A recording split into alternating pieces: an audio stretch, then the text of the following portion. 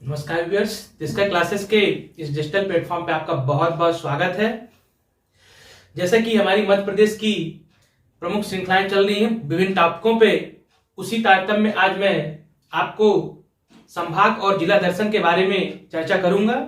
इससे पहले मैंने आपको पिछले वीडियो में मध्य प्रदेश की भौगोलिक स्थिति और विस्तार कितना है उसके बारे में गहन अध्ययन या गहन चर्चा की हुई थी। वह वीडियो भी आप जाकर देख सकते हैं।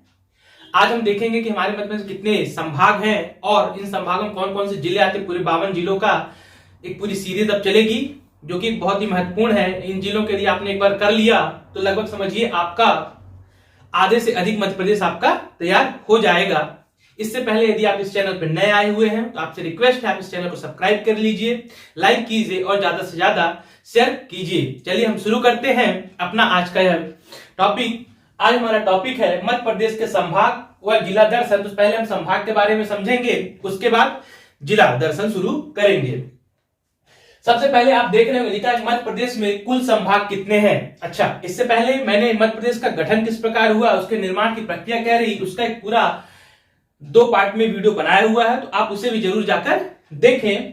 इसके बाद आपको और अच्छे से टॉपिक ये समझ में आएंगे।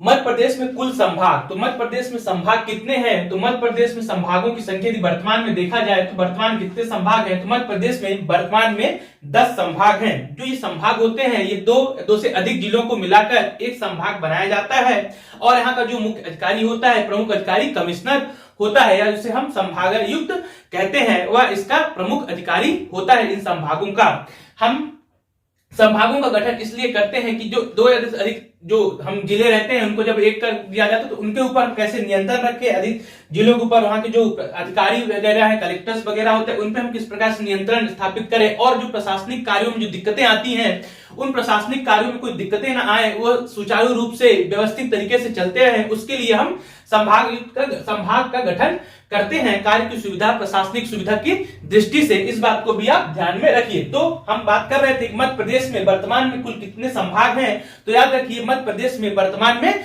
10 संभाग हैं। इस बात को आप बहुत अच्छे से ध्यान में रखिए। इसके बाद मध्य प्रदेश का नवीनतम संभाग कौन सा है। तो इसका कहने का तात्पर्य है कि मध्य प्रदेश का जो अंतिम गठित संभाग कौन सा है तो उसको हम नवीनतम मानते हैं। तो जो मध्य प्रदेश का अंतिम गठित संभाग था वह था शहडोल। कौन सा था, तो नवीनतम संभाग कौन सा, शहडोल। यह मध्य प्रदेश का नवीनतम या अंतिम गठित संभाग था। इसका गठन कब किया गया, डेट पूछे तो आप याद रखिए इसका गठन किया गया था 14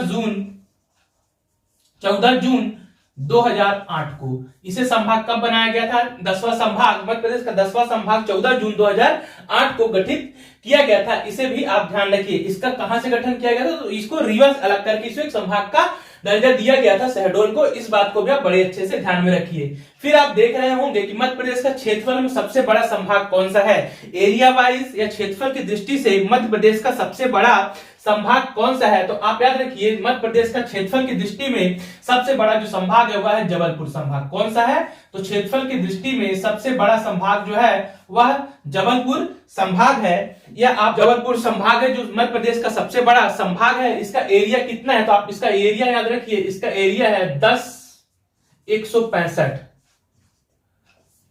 वर्ग किलोमीटर। 10,165 वर्ग किलोमीटर।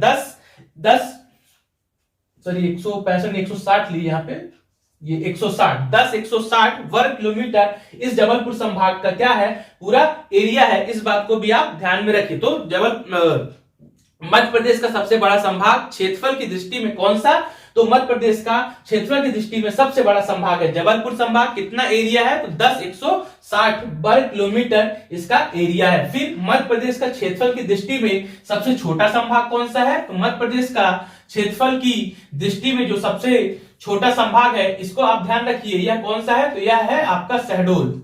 कौन सा संभाग है, तो क्षेत्रफल की दृष्टि में सबसे छोटा संभाग कौन सा है, तो क्षेत्रफल की दृष्टि में सबसे छोटा संभाग है शहडोल। इस बात को भी आप बड़े अच्छे से ध्यान में रखिए। इसके बाद अगला आप देख रहे होंगे, अगला पॉइंट है आपका जनसंख्या की दृष्टि में सबसे बड़ा संभाग। जनसंख्या की दृष्टि में सबसे बड़ा संभाग, तो जनसंख्या पॉपुलेशन में सबसे बड़ा जो संभाग है जनसंख्या की दृष्टि में, यह है इंदौर। कौन सा संभाग है? तो इंदौर संभाग जनसंख्या की दृष्टि में सबसे बड़ा संभाग है। इसे भी आप बहुत अच्छे से ध्यान में रखिए। नेक्स्ट है जनसंख्या की दृष्टि में सबसे छोटा संभाग कौन सा है? तो जनसंख्या की दृष्टि में सबसे छोटा संभाग नर्मदापुरम संभाग है। कौन सा है? नर्मदापुरम संभाग जनसंख्या की दृष्टि में सबसे छोटा संभाग है। इस बात को भी आप बहुत अच्छे से ध्यान में रखिए। मैंने दोनों बताया आपको, रिपीट कर रहा हूं। क्षेत्रफल की दृष्टि में सबसे बड़ा संभाग तो जबलपुर संभाग है। क्षेत्रफल की दृष्टि में सबसे छोटा संभाग तो आपको याद रखना है शहडोल संभाग है। जनसंख्या की दृष्टि में सबसे बड़ा संभाग तो आपको याद रखना है इंदौर संभाग। जनसंख्या की दृष्टि में सबसे छोटा संभाग तो आपको याद रखना है नर्मदापुरम, या इसी को होशंगाबाद पहले इसका नाम था, बाद में इसका नाम चेंज करके क्या रखा गया? नर्मदापुरम। इस बात को भी आप ध्यान में रखिए। होशंगाबाद संभाग का नाम बदलकर क्या किया गया? तो होशंगाबाद संभाग का नाम बदलकर रखा गया नर्मदापुरम। क्या रखा गया? नर्मदापुरम संभाग इसका नाम रखा गया। कब किया गया? इस डेट को भी आप याद रखिए। इसके डेट है अगस्त 2008। 28 अगस्त 2008 को इसका नाम बदल के नर्मदापुरम रखा गया। इस बात को भी आप ध्यान में रखिए। अगला है प्रस्तावित संभाग। 11वां संभाग, अर्थात प्रस्तावित 10 है तो 11वां संभाग होगा। तो 11वां जो प्रस्तावित संभाग है जिसकी प्रस्तावित किया गया तो कौन सा है? वह उसका नाम होगा सतपुड़ा संभाग। कौन सा? सतपुड़ा संभाग। इस बात को भी बहुत अच्छे से आप ध्यान रखिए।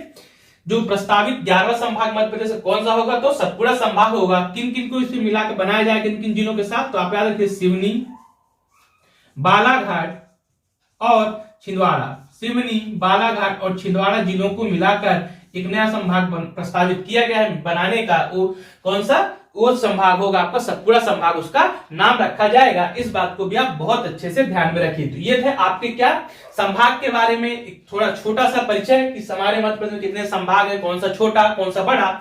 हो सकता है यहाँ से क्वेश्चन आपसे पूछ लिया जाए। इसके बाद हम देखते हैं कि जो हमारे 10 संभाग है, 10 संभाग कौन कौन से हैं। तो इसके लिए मैंने आपको प्रयास किया है मैप के द्वारा बताने के लिए।